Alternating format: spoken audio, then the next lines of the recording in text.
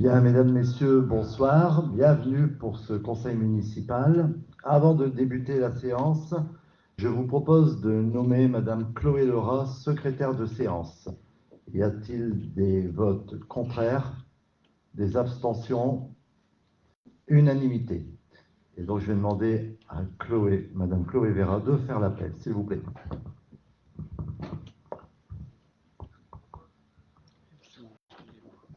Bonjour à tous. Monsieur Christophe Co. Présent. Monsieur Youssef Bouillant. Présent.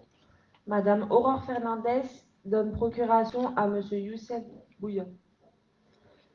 Monsieur Philippe Dorn. Présent. Madame Marianne Vétu. Présente. Monsieur Gilles Waterloo. Présent. Madame Sandy Gomez-Gonzalez. Présente. Monsieur Daniel Herman. Présent. Monsieur Geoffroy Cachmarek donne procuration à Monsieur Dorn Philippe. Madame Mélanie Jarek. Monsieur Sylvain Gillot. Présent. Madame Malika Lamia Oubela. Présente. Monsieur Cédric Deboc. Présent. Monsieur Jean-Philippe Privisky. Présent. Madame Suzette Karamuki. Présente. Madame Chloé Laura présente. Madame Nawel Delru. Monsieur Teddy Jacoto. Présent. Madame Nadine Dupire. Présente. Madame Élise Masclé donne procuration à Madame Vétu Marianne. Monsieur Ludovic Dartois. Présent. Monsieur Franck Vasseur. Présent. Monsieur Michel Berger donne procuration à Monsieur Franck Vasseur. Madame Sabrina Ferron. Présente. Monsieur Gérard Dukevich. Présent. Madame Annie Andrzejewski. Désolée. Monsieur Bruno Limousin. Présent.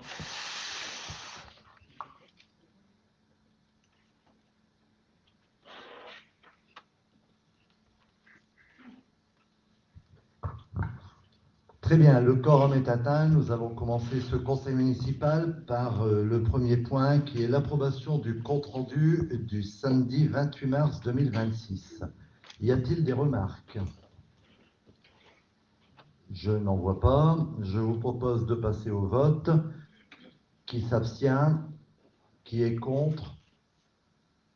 Unanimité. Je vous remercie.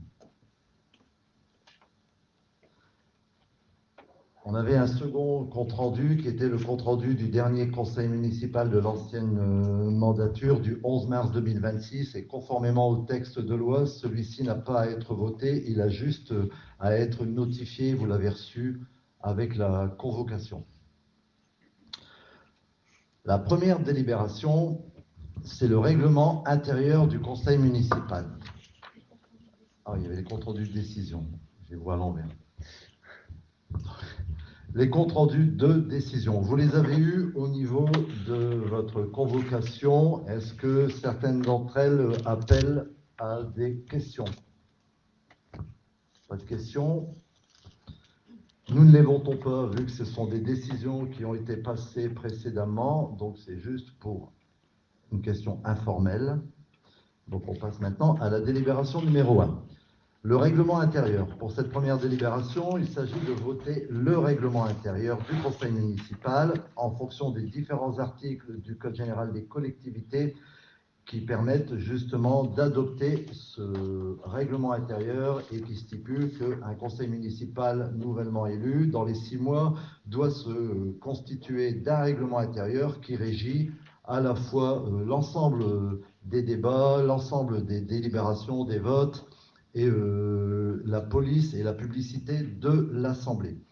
Avant de vous laisser la parole pour plusieurs questions, il y a plusieurs points au niveau de ce règlement intérieur qu'il convient de modifier, notamment à l'article 3. L'ordre du jour, il est noté, l'ordre du jour est reproduit sur la convocation. Non, l'ordre du jour est joint à la convocation. La convocation est un courrier à part entière. Sur l'article 5, à la page 4, non, c'est bon, on le laisse, 72 heures pour le dépôt des questions orales. Au chapitre 2, article 7, les commissions permanentes, il y était indiqué un nombre de membres de 9 membres, oui, c'est ça. Et alors que sur les projets de délibération que vous avez eus, c'est bien 6 membres. Donc il faut prendre en compte que c'est 6 membres sur le règlement intérieur. Le reste, c'est bon. À la page 8, dans la présidence et sous les articles du CGCT L21... Monsieur le maire, s'il vous plaît, excusez-moi, par rapport à ce que vous venez de dire précédemment, c'est 8 membres, non? Les commissions. Les commissions, 6 membres. Je vois sur la délibération. Oui, mais je vais revenir après quand on votera la délibération, justement.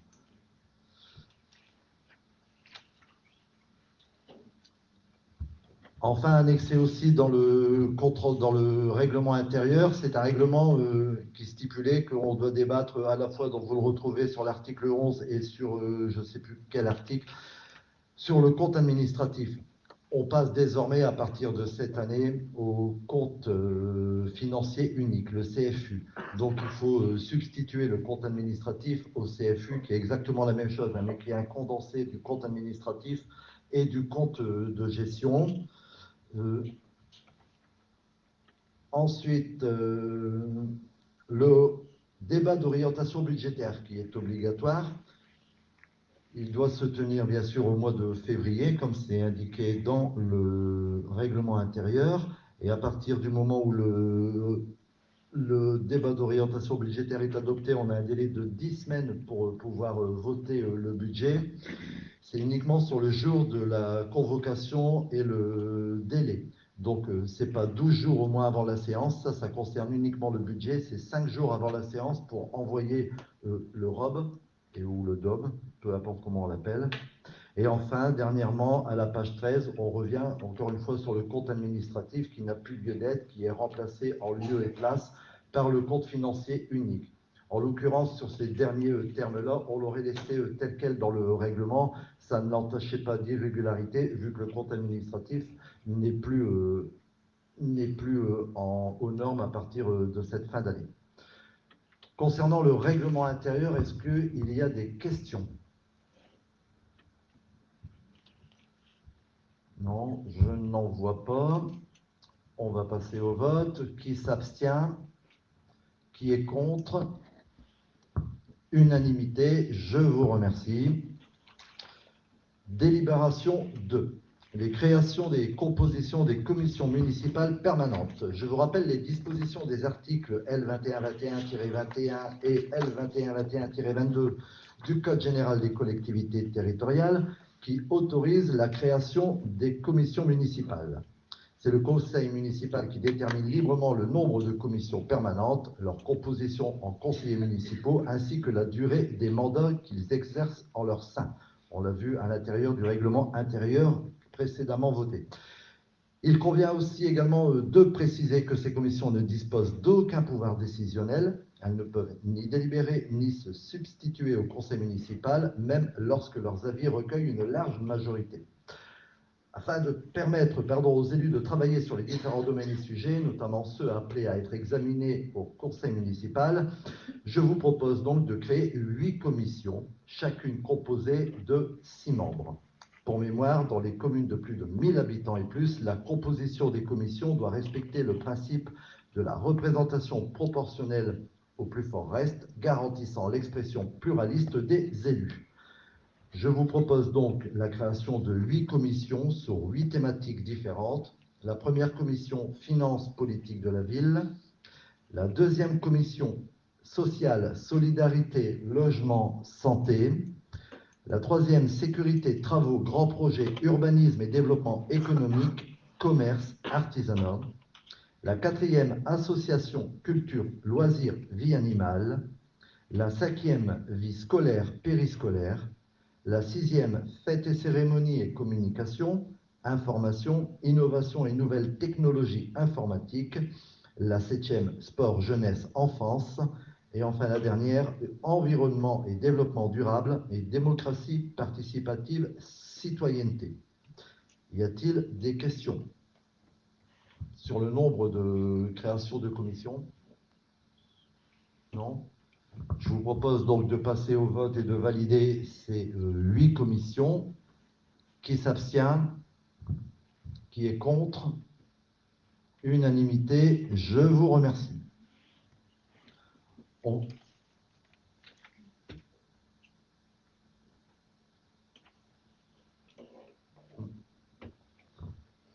vient donc de voter la création des 8 commissions. Il convient maintenant de constituer ces 8 commissions.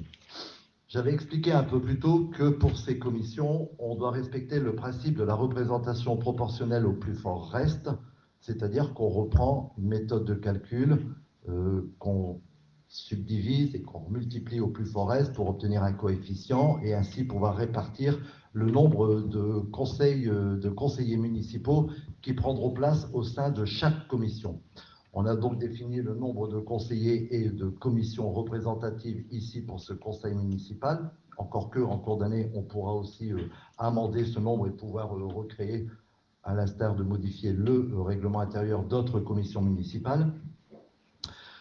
Pour rappel, on devrait logiquement, suivant les textes, passer à chaque élection nominale et passer par, pas l'isoloir, mais par la petite boîte et passer par papier. On est ici jusqu'à 11h. Je vais vous proposer quelque chose, c'est-à-dire que je vais vous faire le rappel de la méthode de calcul. C'est-à-dire que pour avoir le quotient électoral, on prend le nombre de votants, ici 27, les procurations comptent, on le divise par le nombre de sièges à élire, 6, 27 divisé par 6, on obtient 4,5, c'est le quotient électoral.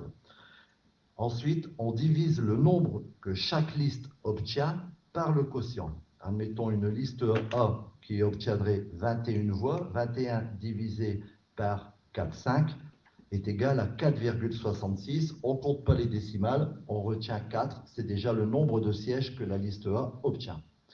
On prend le même nombre de voix que la liste B, 6 voix obtiendrait, divisé par le quotient 4,5, on obtient 1,33, donc un siège. 4 et 1, 5, il reste un siège à reproduire, et c'est là où la méthode du plus fort reste intervient, c'est-à-dire qu'on part sur une répartition qui est donc, pour la liste A, on prend donc le nombre de voix, 21, la somme des sièges déjà obtenus, 4, en l'occurrence, remultiplié par le quotient électoral, 4,5, et donc on obtient 4 fois 4, 5, moins 21, ce qui donne 3. Pour la liste B, qui obtiendrait 6 listes, un siège multiplié par 4, 33, donc 4, 33 moins 6, qui donne 1,7. Le plus fort reste, c'est la liste A qui l'obtient. Donc 5 sièges pour la liste A et 1 siège pour la liste B.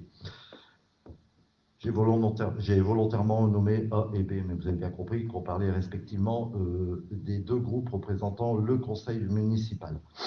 Aussi, ce que je peux vous proposer, c'est ou vous acceptez, parce qu'il faut un vote à main levée pour que le scrutin se déroule, l'unanimité, pour que le scrutin se déroule à main levée. S'il n'y a pas l'unanimité, on aura recours aux petits papiers qui sont derrière. Donc je vous pose la question, est-ce que vous souhaitez qu'on puisse élire les membres? À chaque fois, dans ces cas-là, je vous demanderai un nom pour figurer dans chaque commission. Et dans ces cas-là, on vote à main levée. Sinon, on passe au scrutin de liste dans l'urne, enfin dans la petite boîte. Oui. Je m'interroge.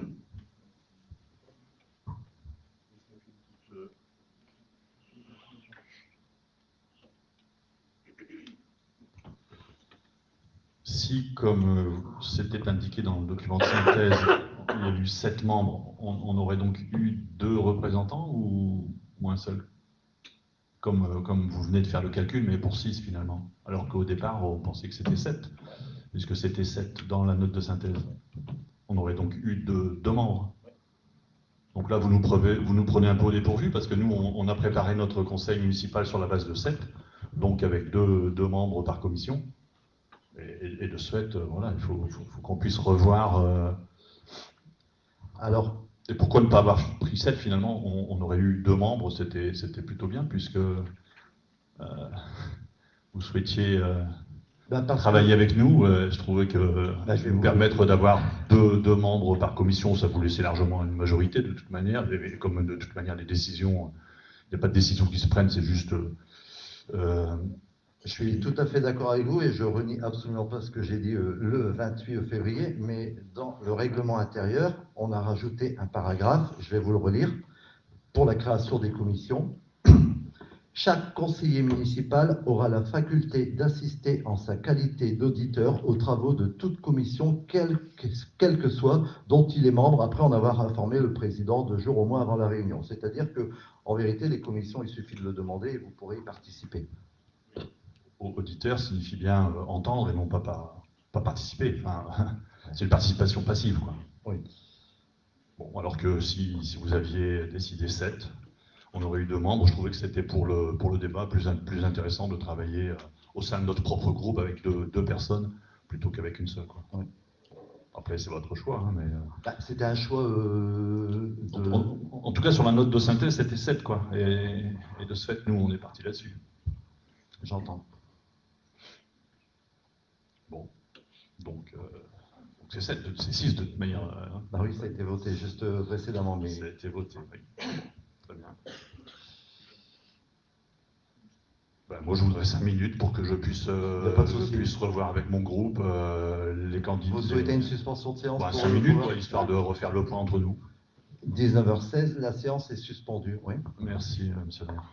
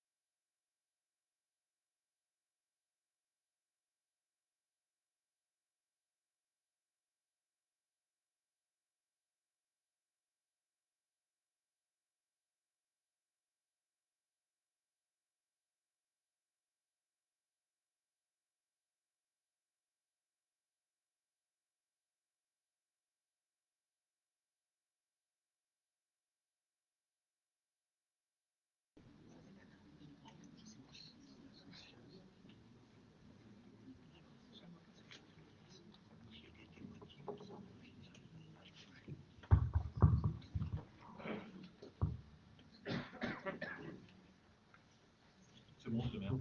19h19, je rouvre la séance. C'est bon, vous avez pu... D'accord. Alors, sur la première commission, On va les voter commission à la fois. Sur l'appel à candidature, donc sur la première commission finances politiques de la ville, M. Youssef Bouya, Suzette Karamuki, Gilles Waterloo, Ludovic Dartois et Geoffroy Cachmarec.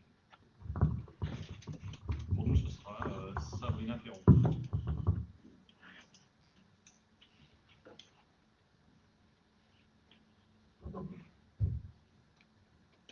Je vous propose de passer au vote pour cette première commission. Y a-t-il des votes contraires? Des abstentions? Unanimité, je vous remercie.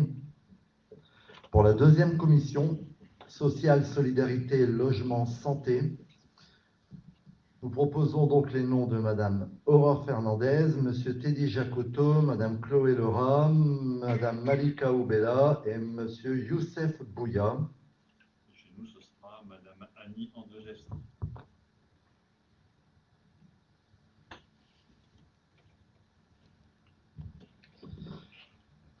Je vous propose de passer au vote. Y a-t-il des votes contraires?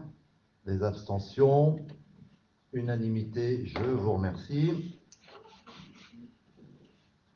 La troisième commission, sécurité, travaux, grands projets, urbanisme, développement économique, commerce, artisanat. Nous proposons les candidatures de M. Philippe Dorn, Jean-Philippe Pribilski, Mme Mélanie Jarek, Mme Suzette Karamuki, Mme Chloé Lerat. Pardon, nous, Monsieur Michel Berger.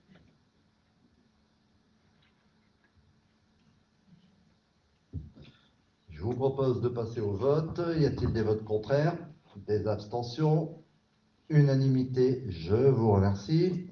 Quatrième commission, association, culture, loisirs, vie animale. Nous proposons les candidatures de Madame Marianne Vetu, de Madame Chloé Lerat, de Madame Élise Masclé, de Monsieur Daniel Herman et de Madame Sandy Gomez. Madame Annie Andrzejewski.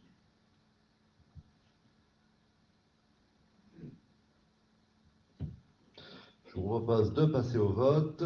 Y a-t-il des abstentions? Des votes contraires? Unanimité. Je vous remercie. Cinquième commission, vie scolaire, périscolaire. Nous proposons la candidature de M. Gilles Waterloo, M. Ludovic Dartois, Mme Nadine Dupire, M. Teddy Jacoto, Mme Sandy Gomez. Franck Vasseur.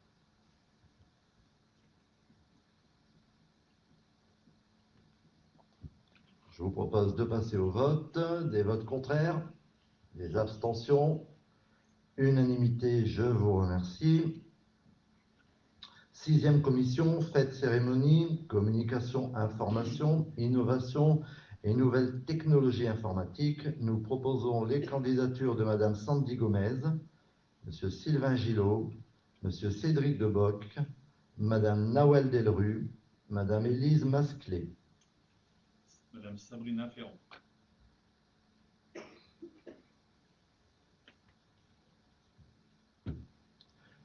Je vous propose de passer au vote. Y a-t-il des abstentions? Des votes contraires? Unanimité, je vous remercie. Septième commission, sport, jeunesse, enfance. Nous proposons les candidatures de M. Daniel Herman, Mme Malika Oubella, M. Youssef Bouya, M. Philippe Dorn et Mme Aurore Fernandez. Monsieur Gérard Dudkiewicz.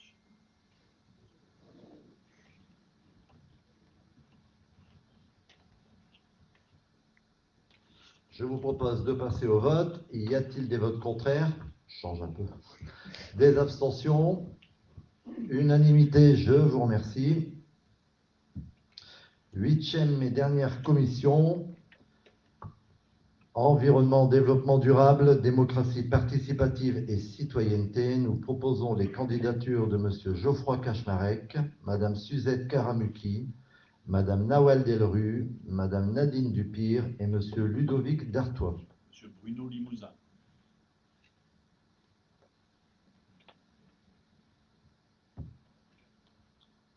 Je vous propose de passer au vote. Y a-t-il des votes contraires?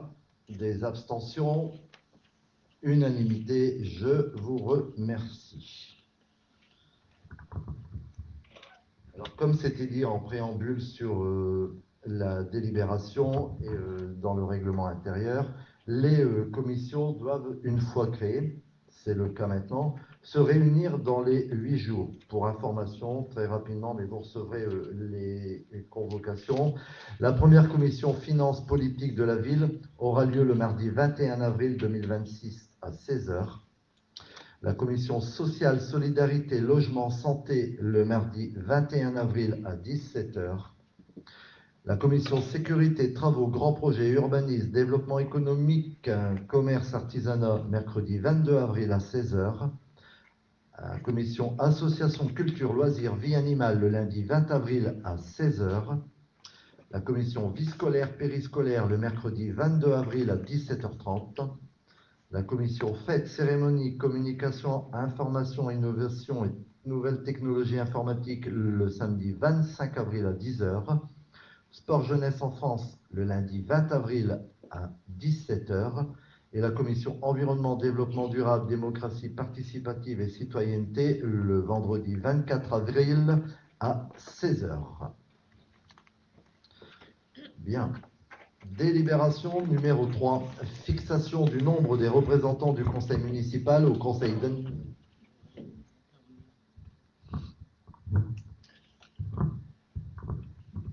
Oui, bonsoir. Donc, je voudrais rassurer un peu Franck vis-à-vis au niveau des commissions. Je vous rappelle que les commissions, nous voulons vraiment que ce soit des commissions de travail, donc 7, 9, 8, quelque part, c'est pas trop le problème du nombre, mais c'est le problème du contenu. Donc, chacun d'entre nous, président de commission, se réserve avec avis de chez vous. Hein. S'il y a quelqu'un qui veut venir en plus parce qu'il y a une thématique où il y a une certaine compétence qui peut être ajoutée, je pense que ça ne posera aucun problème, quoi. Le but, c'est pas d'être limitatif, mais c'est vraiment d'être efficace. Donc, c'est le rôle qu'on veut donner aux commissions. Et bon, après, il y a des règles qui sont ce qu'elles sont. Hein. C'est les règles d'un conseil municipal, il y a des quotas, il y a des choses à respecter, c'est la loi. On peut être contestataire, on peut être, des fois je le suis souvent d'ailleurs, mais là c'est comme ça. Mais je pense que chaque président de commission qui sera un adjoint, pour ainsi dire, s'il y a un membre, j'ai pas envie de dire un membre de l'opposition, mais un membre du conseil municipal qui dit moi j'aimerais bien y associer telle personne parce qu'il y a une compétence particulière, je pense que vraiment ça ne posera aucun problème. Voilà, c'est juste quelque chose que je voulais ajouter dans un esprit vraiment constructif. Dont acte selon la formule. Dont acte selon la formule. Et je rappelle aussi qu'on mettra en place, on l'avait dit aussi durant la campagne, des commissions extra-municipales qui sont ouvertes à un plus large public, mais pour lesquelles il faut repasser au conseil municipal et créer un règlement interne qui concerne chaque commission extra-municipale. Mais vous comprenez bien que là, on est un peu pressé par le temps, donc on a des obligations de délibération et va arriver tout de suite derrière le conseil municipal très important du budget. Donc voilà, c'était la petite aparté. Je reviens à la délibération numéro 3, fixation du nombre des représentants du conseil municipal au conseil d'administration du centre communal d'action sociale. Conformément à l'article L123-6 du Code de l'action sociale et des familles, outre le président, le conseil d'administration comprend pour le centre communal d'action sociale les membres élus en son sein à la représentation proportionnelle par le conseil municipal. Le même principe que l'on a voté pour les commissions municipales. Le conseil municipal sortant avait fixé, lui, à 5, maximum fixé par les textes, le nombre de membres, outre le maire de droit, le nombre de ses représentants qui étaient appelés à siéger au sein du conseil municipal. Je vous propose, moi, de fixer le nombre des membres élus au sein du centre communal d'action sociale à 6. Il faudra 6 personnes aussi de la société civile qui viendront compléter le bureau et le conseil d'administration. Donc, je vous propose de fixer à 6 le nombre de membres du conseil municipal élus. Y a-t-il des questions? Je n'en vois pas. On va passer au vote. Qui s'abstient? Qui est contre? Unanimité. Je vous remercie.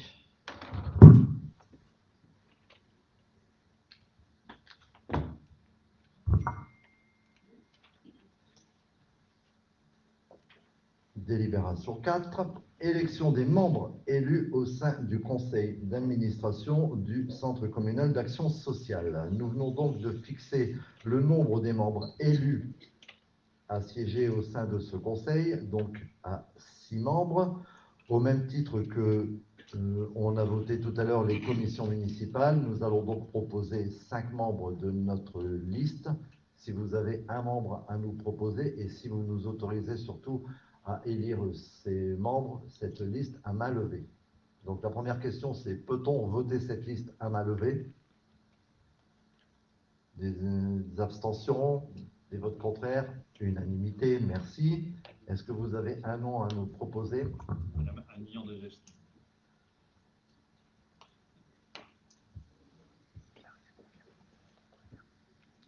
Alors pour les membres du CCAS à élire du côté municipal, je vous propose les noms de Madame Aurore Fernandez, Nadine Dupire, Chloé Lerat, Teddy Jacoto, Youssef Bouya et Annie Andrzejewski.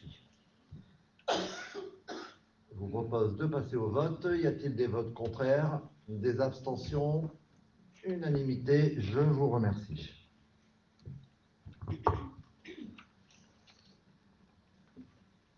Délibération 5.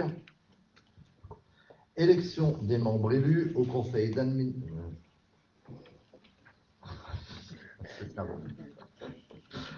Élection des membres au sein de la commission communale d'appel d'offres, la CAO. Je vous rappelle les dispositions de l'article L1411-5 du Code général des collectivités territoriales qui prévoit que dans les communes d'au moins 3500 habitants, la commission d'appel d'offres comporte en plus du maire, de son représentant, 5 membres titulaires et 5 membres suppléants. Le conseil municipal doit procéder au scrutin de liste à la représentation proportionnelle au plus fort reste, à l'élection de ses membres devant la composée. Cette élection se déroule au scrutin de liste, sauf si l'Assemblée décide à l'unanimité de ne pas procéder au scrutin secret. Au même titre que pour les autres commissions, ça veut dire que l'on doit proposer 4 membres titulaires et 4 membres suppléants, et vous, un membre titulaire et un membre suppléant. Est-ce que vous êtes d'accord que l'on procède à cette élection à main levée?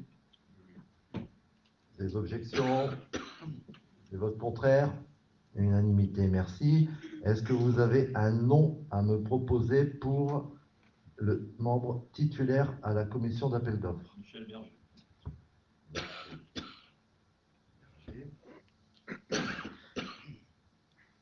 Un nom pour le suppléant? Bruno Limousin.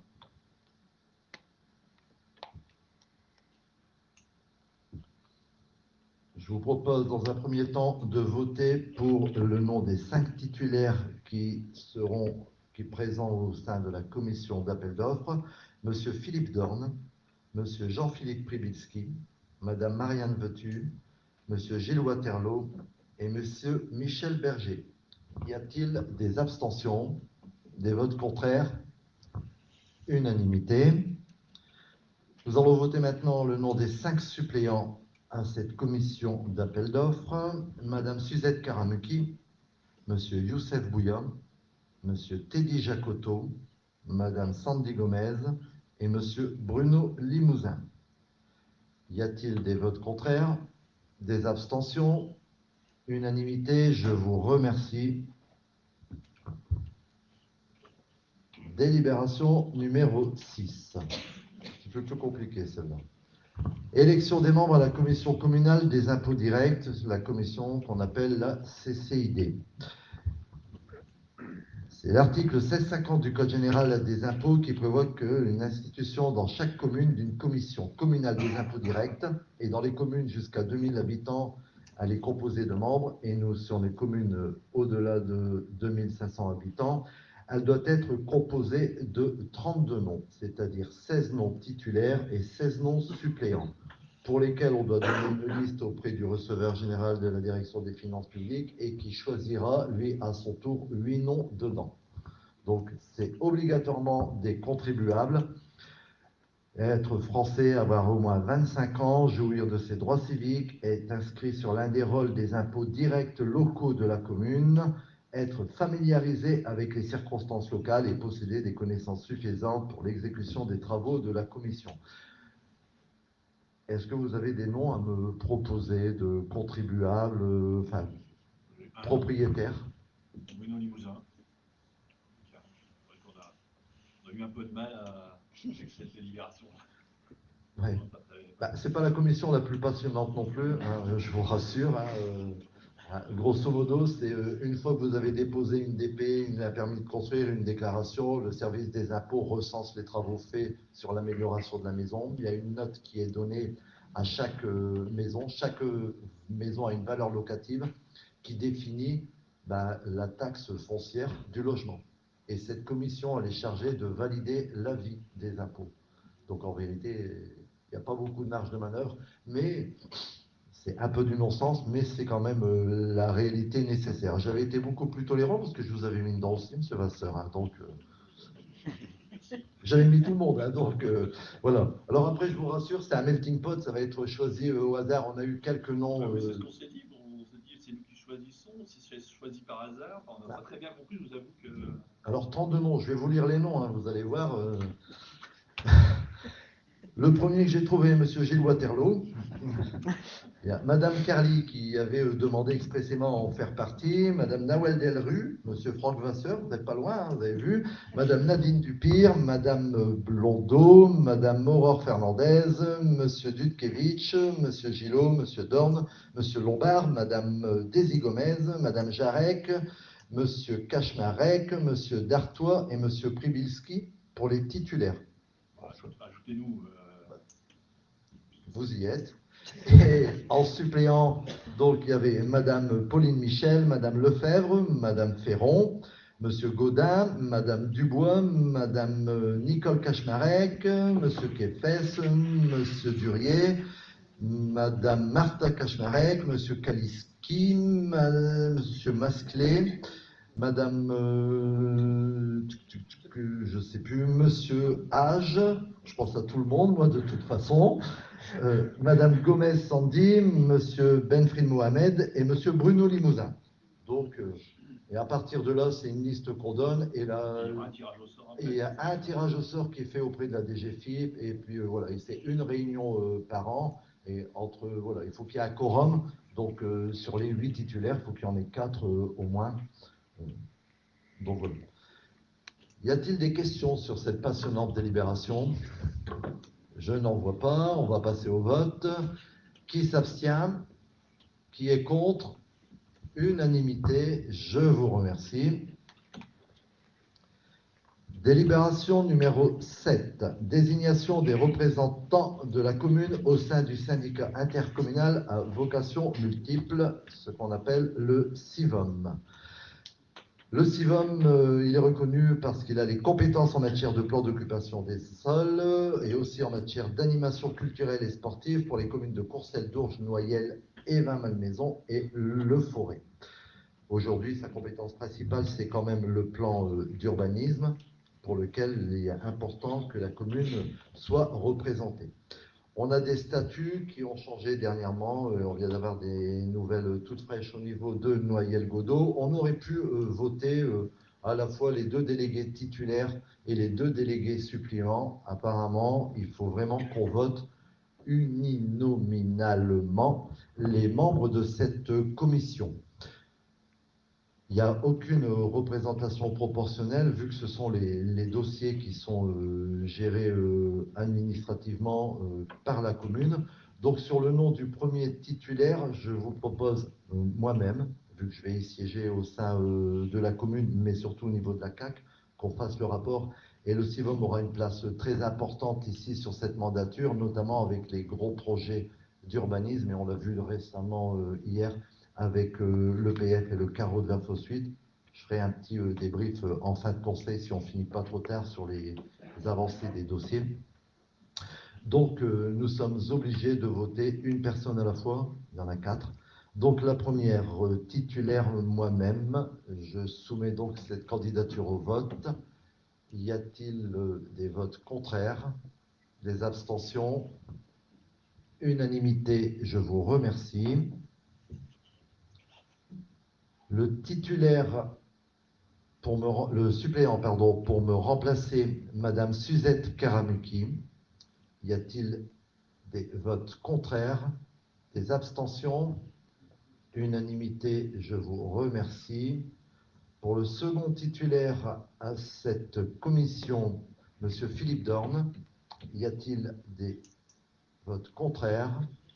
Des abstentions? Unanimité, je vous remercie. Et le suppléant pour Monsieur Dorn, Monsieur Gilles Waterloo. Des votes contraires? Des abstentions? Unanimité, je vous remercie. Délibération numéro 8. Le délégué local représentant la commune au sein du Comité national d'action sociale, le CNAS. La commune est adhérente au Comité national d'action sociale parce qu'elle a choisi de mettre en place une politique d'action sociale pour son personnel.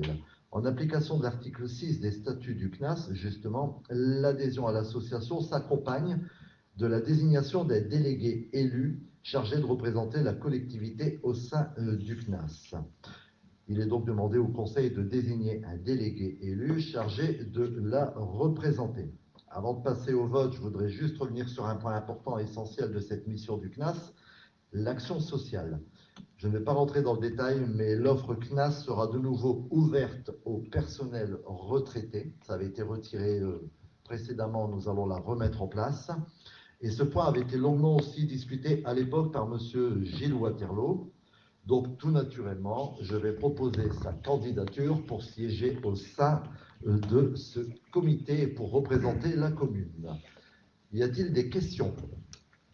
Je n'en vois pas. Nous allons passer au vote. Y a-t-il des votes contraires? Des abstentions? Unanimité, je vous remercie. Si c'est comme ça tout le mandat, franchement, on en fait 3.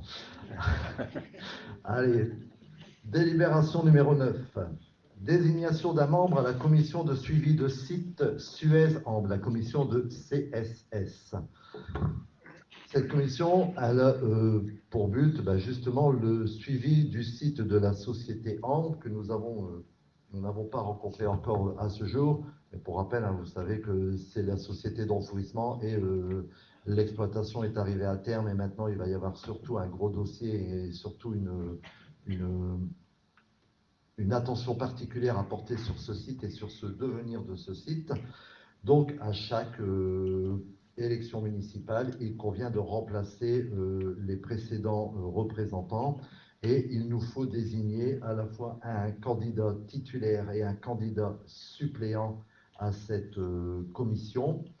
Et donc, tout naturellement, la personne en charge de l'environnement, c'est M. Geoffroy Kasmarek. Donc, je propose sa candidature en tant que titulaire et ma candidature en tant que suppléant pour siéger au sein de cette commission de suivi. Y a-t-il des questions? Je n'en vois pas. Nous allons passer au vote. Ah, pardon, excusez-moi. Merci, monsieur le maire. Je suis surpris qu'il n'y ait pas STB dans cette commission de suivi de site. Pourquoi? Est-ce que vous le savez? Alors, on l'a rencontré rapidement aujourd'hui. J'y reviendrai aussi à la fin très très vite si on a le temps. J'ai vu dans le dossier qu'on m'a transmis, c'est pas la même exploitation. On est sur de la matière inerte par rapport à d'autres matières qui ont été enfouies au niveau de Ambre. Et donc, c'est pour ça. Il y a eu des demandes qui ont été faites précédemment pour créer une commission de comité de suivi, justement CSS, demandée par Madame le maire de l'époque, qui a été refusée par le préfet sous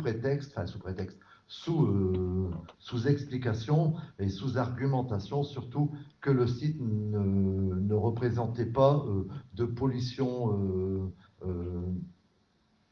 comment on appelle ça, de pollution dans le sol. Voilà, donc ça n'a pas les mêmes, on n'est pas sur les mêmes problématiques environnementales. Il y en a d'autres qui sont visuelles, qui sont sur les envolées de poussière et d'autres choses, mais en termes de captage de nappes phréatiques ou en termes de pollution à débordement, ils ne sont pas concernés.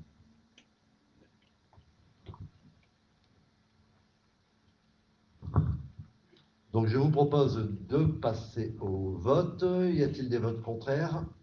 Des abstentions? Unanimité, je vous remercie.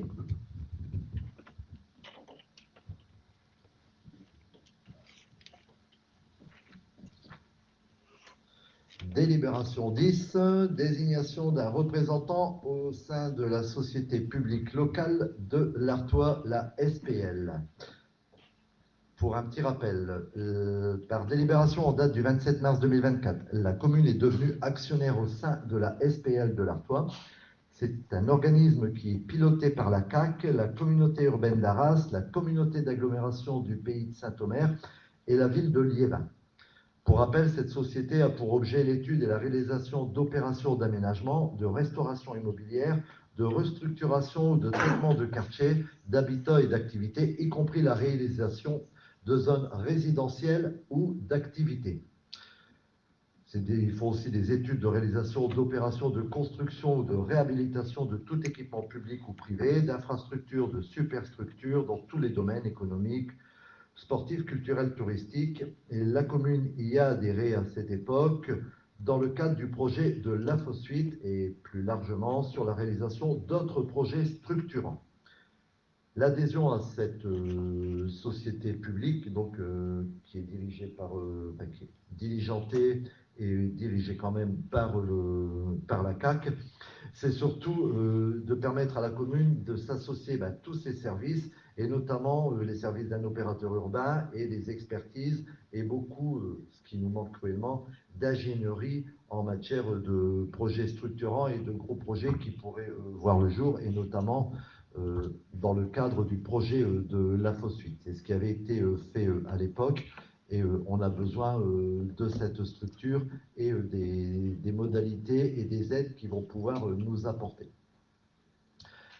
Comme à chaque réélection et nouvelle composition du conseil municipal, il faut désigner un représentant municipal au sein de cette structure, un représentant au sein de l'Assemblée spéciale des collectivités actionnaires et un représentant au sein du comité de contrôle analogue. Alors, on a eu cette discussion lors de plusieurs bureaux communautaires à Hénin.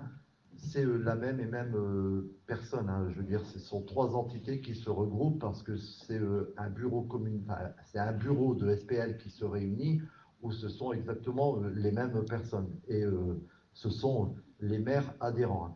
C'est les maires qui ont adhéré et qui représentent la commune au sein de cet organisme. Donc, je vous propose, y a-t-il des questions d'abord, sur cette délibération ou des explications? Je n'en vois pas. Je vous propose donc ma candidature pour représenter la commune au sein de la SPL au travers de ces trois délégations. Y a-t-il des votes contraires? Des abstentions? Unanimité, je vous remercie.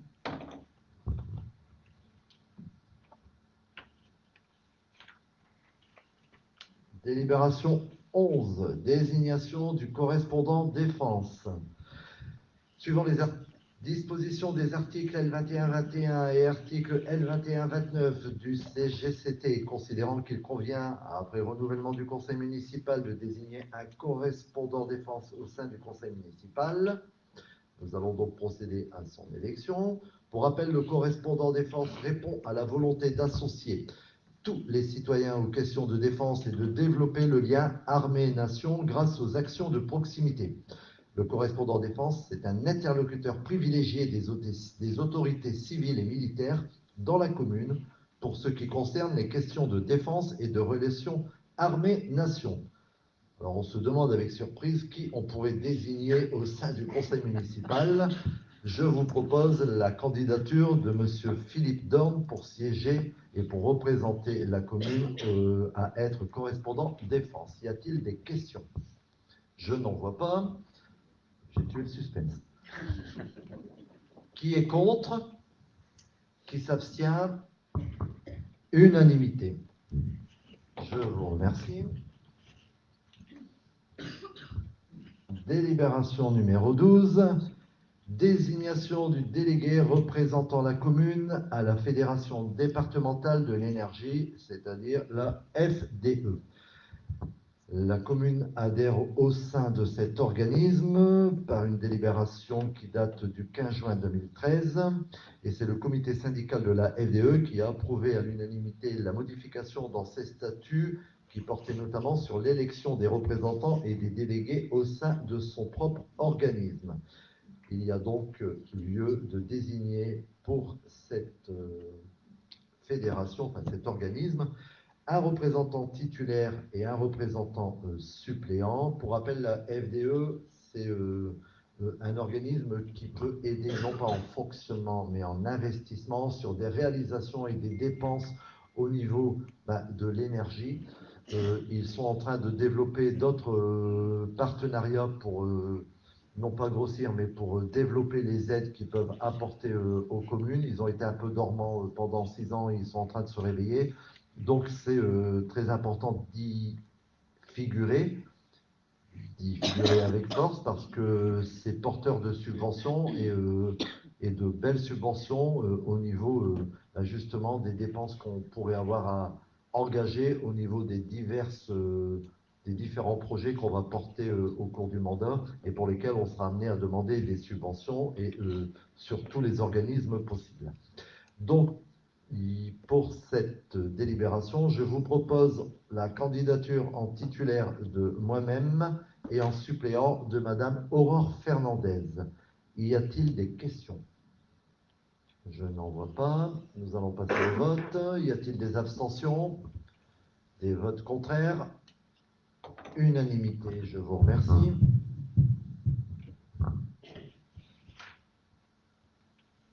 Délibération numéro 13. Acceptation par la commune du legs de l'association UGA pour un bien immobilier. J'ai reçu en date du 30 mars 2026 un courrier du président de l'association de l'Union Jeanne d'Arc qui souhaite faire don de leur salle de réception à la commune. C'est un bâtiment qui est situé 79 PIS Place Roger Salengro. Et donc, le Code général des collectivités territoriales, il précise bien que le conseil municipal, il doit statuer sur l'acceptation des dons et des legs faits à la commune. J'ai reçu, au travers de la dernière, précédente délibération du conseil municipal, délégation de pouvoir du conseil municipal pour accepter les dons et les legs, dès lors qu'ils ne sont pas grévés, pardon. Et en l'occurrence, ce legs, il est assorti de plusieurs conditions. Donc c'est pour ça que nous sommes obligés de le passer au conseil municipal. En l'espèce, les legs sont que le bien de la présente, donc le bâtiment, sera affecté à un usage à caractère culturel, social ou éducatif au bénéfice des écoles, des associations évinoises et des évinois.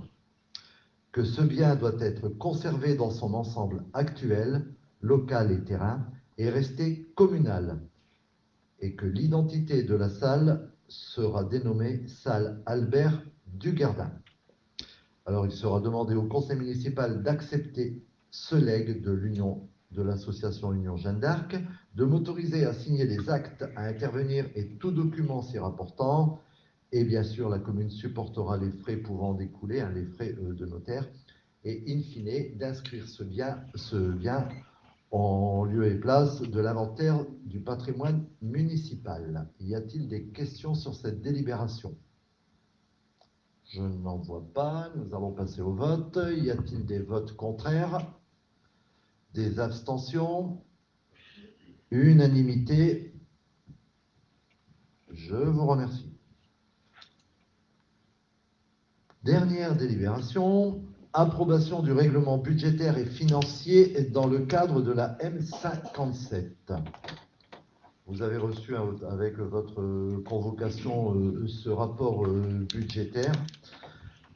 Pour cette dernière délibération, il convient donc d'approuver ce règlement budgétaire et financier. Et pourquoi on doit le passer maintenant? Parce que derrière, on a le budget qui arrive et on est obligé d'adopter ce règlement budgétaire financier.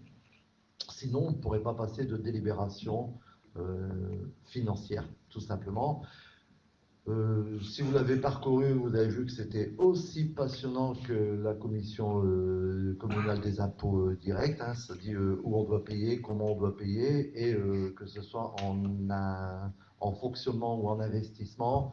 Il y a une petite modification dans le texte, parce que ce règlement budgétaire, reprend là aussi le compte administratif, alors qu'il faut lire en lieu et place du compte administratif le CFU, le compte financier unique, mais de toute façon, au 31 décembre, le compte administratif et le compte de gestion n'existeront plus. Ils seront remplacés et scindés sur la même entité. Donc, y a-t-il des questions sur ce compte financier unique? Je n'en vois pas. Je vous propose de passer au vote. Y a-t-il des votes contraires? Des abstentions? Unanimité, je vous remercie.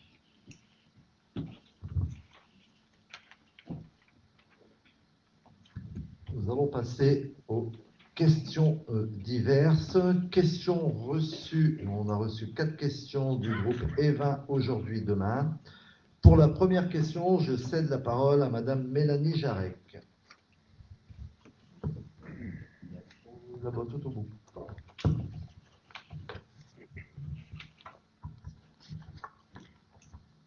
Alors, bonsoir à tous.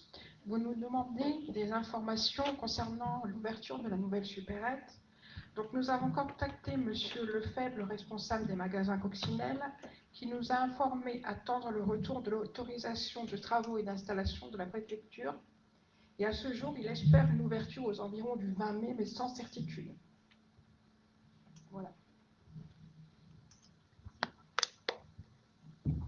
Pour la deuxième question, je cède la parole à Monsieur Philippe Dorme.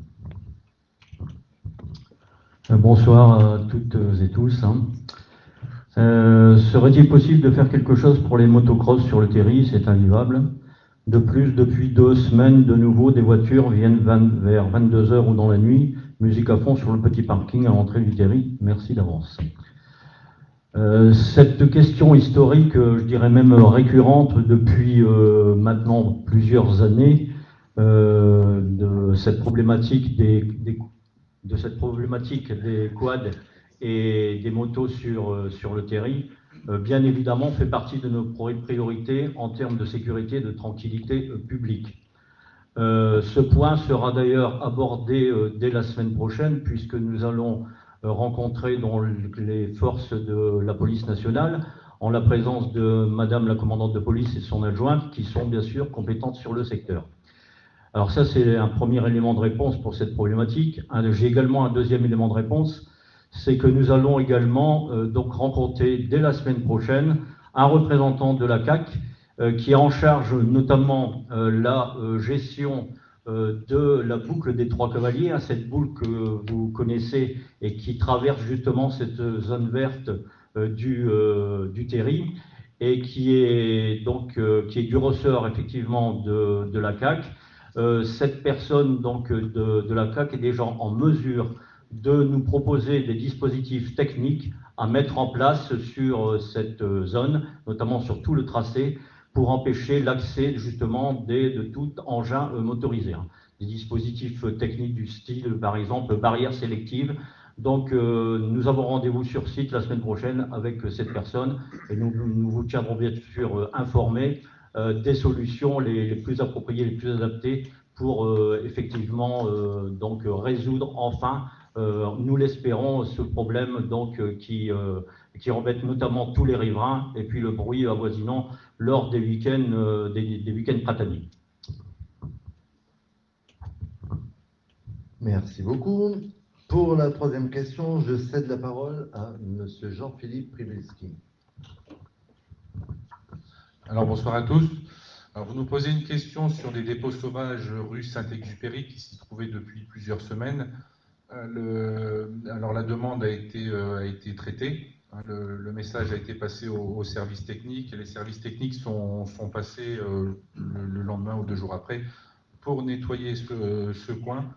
Donc effectivement, hein, c'est pas que cet endroit, il y a des endroits un peu partout dans la commune. Malheureusement, eh bien, écoutez, on est obligé de traiter ces choses-là, mais en tout cas, moi je remercie les services techniques de répondre rapidement à mes demandes parce que tout arrive en bloc. Effectivement, on a reçu beaucoup de mails et les techniques répondent rapidement et efficacement. Donc je tenais à les remercier hein, au nom du conseil municipal des travaux qu'ils puissent effectuer. Et il n'y a pas que ça, il y a plein d'autres travaux, mais on aura, je pense, l'occasion d'en parler ultérieurement. Donc voilà, sinon au niveau de votre question, le travail a été effectué, il n'y a plus rien au niveau du Cubia vert rue Saint-Exupéry. Voilà. Merci. Je profite aussi de l'aparté pour rappeler qu'il y a une application qui fonctionne bien maintenant, qui est l'application Intramuros, pour laquelle on peut justement notifier et signaler lorsqu'on découvre ou que l'on voit un dépôt sauvage. Et c'est assez réactif. Je pense que vous l'avez utilisé, Monsieur Limousin. J'ai eu un accusé de réception et justement, ma question, c'est la suite. Est-ce que j'aurai une réponse si la mairie fait quelque chose ou quoi?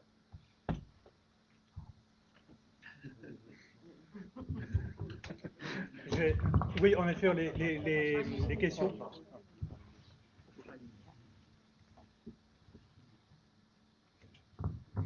Oui, bonjour. En effet, les questions arrivent aujourd'hui sur plusieurs adresses mail. Elles vont être traitées. Vous allez avoir des réponses. Comme vous savez, l'application a été mise à jour récemment. Donc, il faut juste le temps qu'on redispatche en fait toutes les questions et tous les signalements vers les bonnes équipes, mais ce sera traité. Merci. Et pour la dernière question, je cède la parole à Monsieur Waterloo. Oui, ça concerne l'extension des centres aérés. Hein. C'est-à-dire qu'apparemment, il y a des personnes qui demandent que les centres aérés durent, d'après ce que j'ai compris, plusieurs semaines pendant les vacances, quoi. Alors, actuellement, les centres aérés, c'est 2 semaines pour les vacances de février, 2 semaines pour les vacances de Pâques, 2 semaines pour les vacances de Toussaint, 1 semaine pour les vacances de Noël, et 2 fois 3 semaines, 3 semaines en juillet, 3 semaines en août. Alors, je pense que déjà, c'est, un service qui est rendu à la population de qualité, hein, c'est beaucoup. Hein.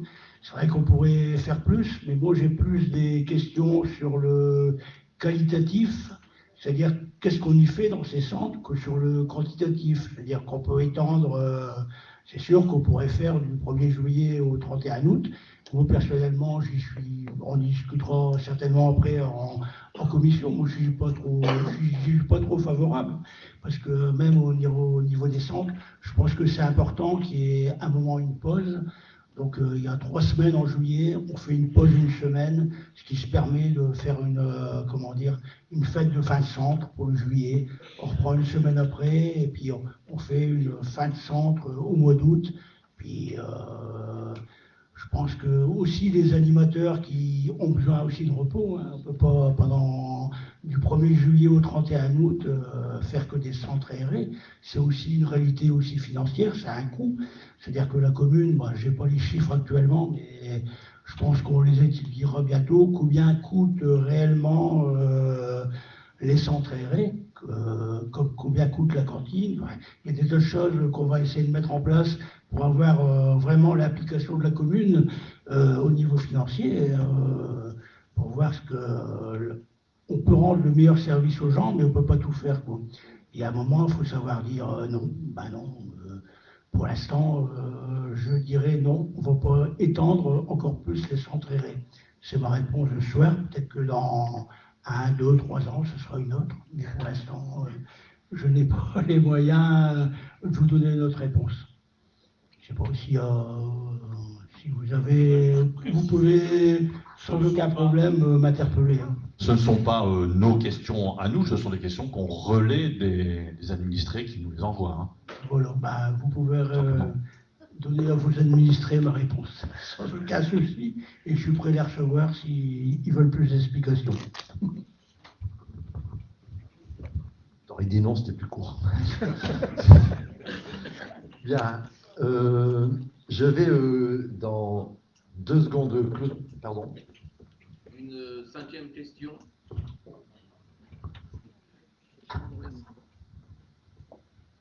Une 5e question qui nous concerne tous ici. Suite au conseil municipal d'installation du 28 mars dernier, on a tous trouvé devant nos cavaliers un petit pins et rien n'a été dit à ce propos. Quand peut-on le porter? Comment? Voilà. Tout le temps. Tout le temps. Tout le temps. Ça, c'est un pins de... Oui, non, c'est le pins d'élu, donc vous le portez comme vous voulez. Sur un blouson de cuir, c'est dur, mais sinon, comme vous voulez. Il faut éviter sous la douche. Ouais. Voilà. Okay, oui, merci. pardon, c'est vrai qu'on aurait peut-être pu le préciser, et je ne l'ai pas précisé non plus pour les nouveaux conseillers, mais voilà, vous pouvez le porter. Merci. Avant de clôturer juste ce conseil municipal, je l'avais dit, il n'est pas trop tard. Je vais revenir un peu sur ces 15 premiers jours.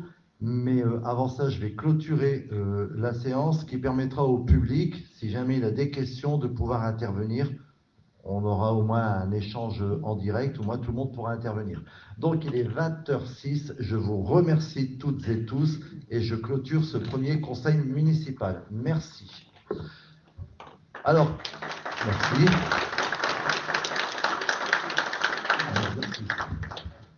Sur cette première semaine, je voulais revenir, ces 15 premiers jours, revenir très très vite sur les premiers dossiers qui ont été abordés et des dossiers importants, outre le fait que derrière, on a du travail administratif de préparation, notamment la préparation du budget.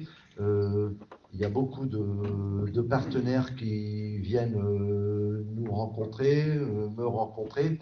Et il faut, à chaque fois que j'essaye d'y associer le plus de monde possible, et la découverte de dossiers s'apparente parfois à des montagnes russes. Vous avez vu, on communique, parce que si on le raconte, on ne va pas nous croire, l'état de l'étage de la mairie pour y accéder, c'était des conditions de travail qui étaient inacceptables pour le personnel. Jean-Philippe, on pourrait en reparler, mais on reviendra un peu plus tard sur les services techniques. Ce sont les mêmes conditions. Donc, saluons encore une fois leur implication parce que franchement, ils ont du mérite. Des surprises, des montagnes russes. J'ai appris cette semaine, vous l'avez vu au travers des décisions qui ont été votées, que la veille, le 27 mars, il y avait déjà des signatures de commandes qui se faisaient encore. Par exemple, on a appris auprès du service urbanisme, UrbaDS, qui est en charge de la gestion des dossiers d'urbanisme de la commune, qu'un logement collectif, 65 logements sociaux, R+2, va s'installer, va être construit rue Jaurès, pas loin du terrain de l'ancien garage Slurs. Voilà, donc c'est un dossier tout cuit, tout fait, préparé. On n'était pas au courant. Personne de notre groupe n'était au courant. Je pense que vous n'y étiez pas non plus. Donc, je ne vous explique pas quand les riverains vont voir arriver les grues et que ça va monter 2 étages. Je ne vous explique pas les riverains qui étaient bien tranquilles sur leur terrasse de ce côté-là, la moins-value de la maison. Donc, voilà. Donc, autant on se focalise à faire des dossiers des fois un peu compliqués. Et là, ici, on n'était pas au courant. Donc, je préfère le dire, c'est pas le jeu du pas nous, mais là pour le coup c'est pas nous. J'essaye pour le moment de freiner des 4 pieds le dossier, mais c'est compliqué. Il y avait 2 possibilités, il y en a déjà une qui a été refoulée, il m'en reste une, donc c'est compliqué. On communiquera auprès de la population. D'autres dossiers arrivent en cours, et notamment un gros dossier. Le carreau de la Fosse 8. Le carreau de la Fosse 8, tel qu'il nous a été présenté au sein des précédentes années, c'est que c'était un dossier, je vais arrondir les chiffres, on est dans l'approximation, 1,5 million pour racheter ce carreau de phosphite qui était quasi équilibré parce qu'il y avait une part de fonds de concours de la CAC sur le premier versement. On l'étalait en 3 versements, à 500, voilà, à 600 000, voilà. Et ce dossier, pour l'équilibrer, il y avait un promoteur qui venait s'implanter pas autour du chevalement, parce qu'autour du chevalement, c'est particulier, il y aura une zone verte protégée, voilà. Et tout autour, il y avait un projet immobilier qui devait se réaliser. Et sur ce projet immobilier, ben voilà, la vente des terrains devait équilibrer ce projet. Sauf que, ben, apparemment, ils se sont rendus compte, le promoteur, que le site était pollué, qui m'étonne. On est en zone 1000, il y a du cadmium. Enfin bon, bref, le promoteur, c'était même pas un promoteur, c'était un intermédiaire qui devait racheter des terrains pour aller proposer à un promoteur. C'est un micmac. Bref, il y a eu raison de partir parce qu'il a sorti, voilà, on ne va pas vendre des terrains à 400 000 euros, des terrains vierges. Donc, ce qui fait qu'à l'heure d'aujourd'hui, à l'heure où je vous parle, cette opération n'est pas équilibrée du tout. Il y a 1 million dans la nature. S'il n'y a pas de solution, on a une piste. Mais s'il n'y a pas de solution, c'est juste une piste. S'il n'y a pas de solution, c'est 1 million que la commune va devoir verser. Parce que des fonds de concours ou des projets structurants, on peut en avoir. Sur des sols pollués, contaminés comme ça, c'est impossible. Donc, décaisser, ça va coûter des millions. Et au contraire, on a parlé justement aujourd'hui avec une autre société, ils sont en train de refaire un site pollué, ils sont montés à 9 mètres. Donc, on ne va pas faire des maisons et puis ils ne vont pas faire une montagne pour faire des maisons dessus. Donc ça, c'est un gros dossier pour lequel il faut aussi travailler en partenariat avec la CAC parce que voilà. Donc, il y a une publication qui sortira prochainement pour présenter les membres du conseil municipal. Je me rends compte qu'on a oublié. Non, ils sont là ? Parfait. Et pour présenter, mais la prochaine reviendra aussi sur l'avancée des dossiers à l'encontre et à la formation de toute la population. Parce que je rappelle, 1 euro dépensé, c'est 1 euro d'argent public. En l'espèce, là, il y a plus d'1 million d'euros qui vont être dépensés. Et ce n'est pas le fait de dépenser ce million d'euros, c'est de savoir qu'est-ce qu'on fait de ce terrain-là. Parce qu'après, il y aura des mises en sécurité. Pour l'anecdote, pour ceux qui se rendent compte, sur ce terrain-là, quand vous vous rendez sur la cité des employés, donc sur le côté, vous vous rendez sur le côté, il y a un mur de palissade, en parpaing, briques, ce qu'on veut, enfin, le mur de Berlin, il est comme ça. On ne peut pas le toucher. Il est protégé par les architectes de France. On n'a pas le droit parce qu'il est inscrit en monument protégé. Voilà. Donc, ça devait être démonté et enlevé par l'EPF, sauf qu'ils n'ont pas pu, parce que voilà. Donc, on se retrouve des fois avec des contradictions architecturales qui sont complètement hors normes. Et donc, voilà. Donc, c'est un condensé de ce qui s'est passé depuis 15 jours. Entre-temps, il y a eu ça. Entre-temps, il y a eu quand même pas mal de boulot de fait aussi par les services techniques. Il y a une entreprise qui est venue démonter aussi les décorations de Noël qui, pour 90% à peu près, pour pas dire 100, mais on va être optimiste, 90% sont mortes. Donc, à moins de revendre la ferraille, mais je veux dire, voilà. Donc, parce qu'elles ont été abîmées en longueur de temps par les rayonnements lunaires. Donc, voilà. Ouais. Donc, j'ai des fées clochettes un peu partout qui réfléchissent sur les prochaines éliminations de la ville. Donc voilà, donc on manque toujours pas d'énergie, mais voilà, il y a des dossiers qui nous tombent dessus et pour lesquels on découvre. Le dossier de la mairie, parce que vous l'avez vu, pour ceux qui s'y rendent, c'est un capharnaüm pour l'instant, les travaux en bas et en haut, donc on a réussi, et ça, merci Jean-Philippe, à morceler les travaux, c'est-à-dire on commence l'étage et on finit l'étage et on attaque le bas pour que le personnel puisse travailler dans des conditions beaucoup plus agréables et moins problématiques avec la poussière et avec les bruits, enfin bon bref, donc on va y arriver tout doucement, ce qui fait qu'en avant-première, on a lancé, ça figurera au prochain budget de la semaine prochaine, déjà les études de réalisation pour l'agrandissement de la mairie, parce que tant qu'on est en travaux, il faut qu'on avance sur ce dossier-là. Donc la priorité a été mise dessus, ce qui, moyennant ça, nous permet quand même aussi de travailler sur d'autres projets. On n'est pas sur les mêmes hauteurs financières, on est sur 1,5 million de l'autre côté, c'est un projet qui va être long, voilà quoi. Mais il faut absolument qu'on maintienne, par exemple, le projet de la fosse suite à flot, parce que derrière, si on n'apporte pas des garanties, EPF retire ses billes et on a 1,5 million à donner tout de suite. Donc là, c'est impossible, on met la clé sous la porte. Donc derrière, il faut qu'on trouve des alternatives. Voilà, tout ça pour vous dire que tout n'est pas bleu, tout n'est pas rose, et il y a du violet. Donc voilà, c'était le petit point du soir. Si vous avez des questions ou des, je sais pas, non, s'il n'y en a pas. Pas d'objection? Madame Cula, oui.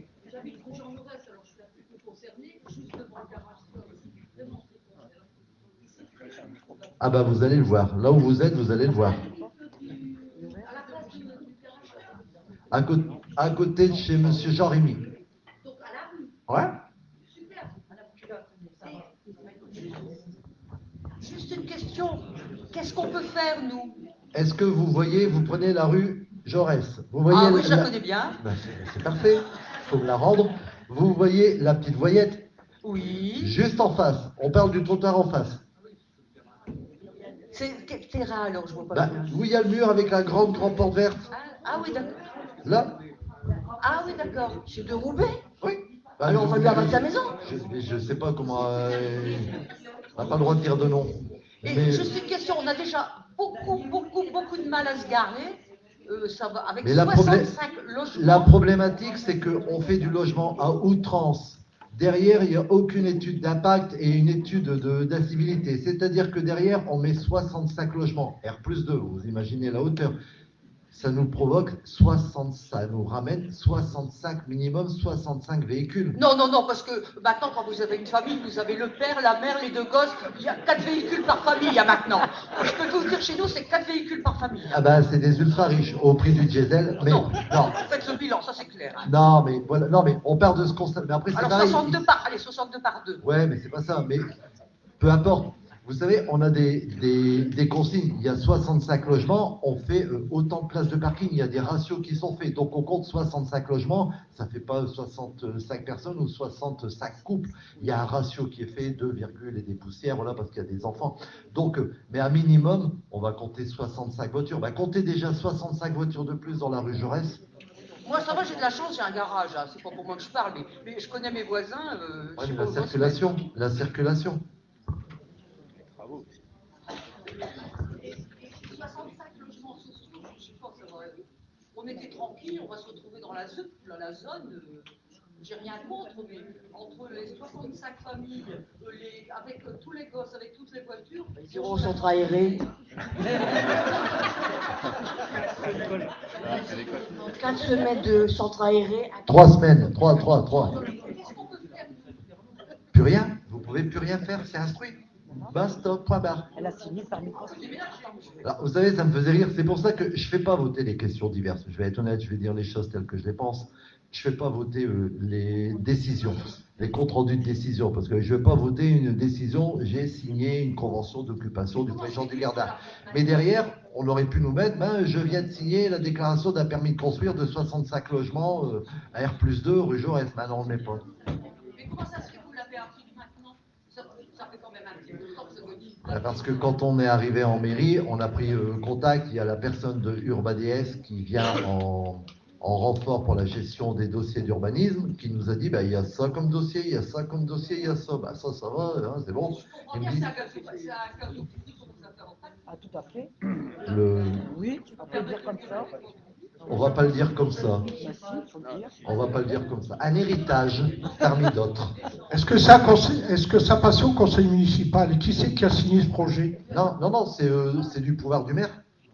Ça peut se décider comme ça sans l'avis des gens, sans l'avis de qui que ce soit. Du moment que ça correspond au plan local d'urbanisme, c'est tout. Après, il y a des études qui sont faites et des autorisations qui sont demandées, donc notamment au niveau de l'assainissement, parce qu'il y a un raccord ou un renforcement d'eau potable qui va devoir avoir lieu, donc auprès de Veolia et auprès de la CAC, pour le service des eaux usées. Et derrière, sur le SDIS, pour tout ce qui est accessibilité et sécurité. Déjà comme ça, il y aura aussi pour mettre 65 familles. Quand vous voyez ce que ça donne à la résidence, à la place de la boucherie, les poubelles à la rue, alors 65 familles avec les poubelles, les voitures et tout. Je vous dis pas. En fin de compte, c'est à l'endroit où était prévu un béguinage depuis des années. Non, du tout. Pas du tout. C'est plus loin. C'est plus loin. Le En face de béguinage, chez il est bien avant le virage, il est là le béguinage. Et là, c'est l'endroit dans de le la- virage. C'est dans le virage. En face de chez Evipac. La voyette de chez Evipac. On n'a pas connu Evipac. Je suis pas vinois. Monsieur le maire, Oui. quand vous parlez de la maison de Rémi, j'espère qu'on ne va pas abattre la maison de Madame Rémi qui a l'EHPAD. Alors là, elle meurt sur le coup quand on lui dit. Là, on n'a pas encore cette information. Moi, j'ai les implantations, j'ai le dossier. Comment on va accéder à ces appartements? On n'a pas beaucoup de possibilités pour... C'est pour l'instant, je garde du suspense. C'est pour l'instant,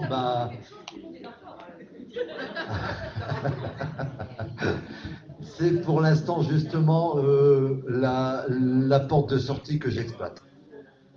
L'accessibilité. Qui est faible, très très faible. Ah ouais. Non. Bien, écoutez, s'il n'y a plus de questions, je vous... Non, oui, il y en a une. Il y en a deux. Bonsoir Monsieur le maire, bonsoir tout le monde. Bonsoir. Rue Jean Jaurès aussi, voilà. Et juste en face. Bon, voilà, tout va bien. Par contre, petite question, c'est au niveau des épaves qui traînent dans la rue. Oui. Garage sauvage. Oui. Qu'est-ce qu'on peut faire? On va faire, mais... Parce que c'est toujours pareil, excusez-moi de vous couper, c'est toujours le même principe de problème de stationner. Là, on se retrouve avec des épaves, pollution des sols. Parce qu'en plus, en face, bon, ça tronçonne les voitures, ça découpe, ça machin. Il y en a partout, de l'huile, de l'essence, tout ce que vous voulez. Les trottoirs, ils sont complètement dégueulasses, parce que là, ça devient un carnage. Et nous, ce qu'on veut vraiment savoir, enfin, tout au moins moi, parce qu'on est souvent embêtés quand on rentre des courses, quoi que ce soit, c'est où se garer, quoi. Parce qu'il y a au minimum 4 véhicules, hein, déjà. Au minimum, je vous dis 4, hein. 4 de sûr. Oui, j'entends votre remarque. J'ai d'ailleurs, comme je vous ai précisé tout à l'heure, on rencontre la commandante de police, donc lundi. Lundi, ça fait partie des nombreux points qu'on doit aborder en termes de sécurité, d'incivilité, etc. Effectivement, il n'y a pas que là, il y en a aussi dans la cité Cornuau, des épaves qui traînent malheureusement un peu partout. Donc tout ça, ça va être évoqué également avec les services de police.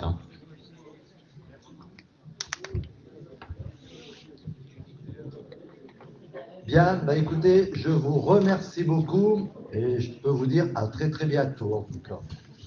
Merci à tous. Merci.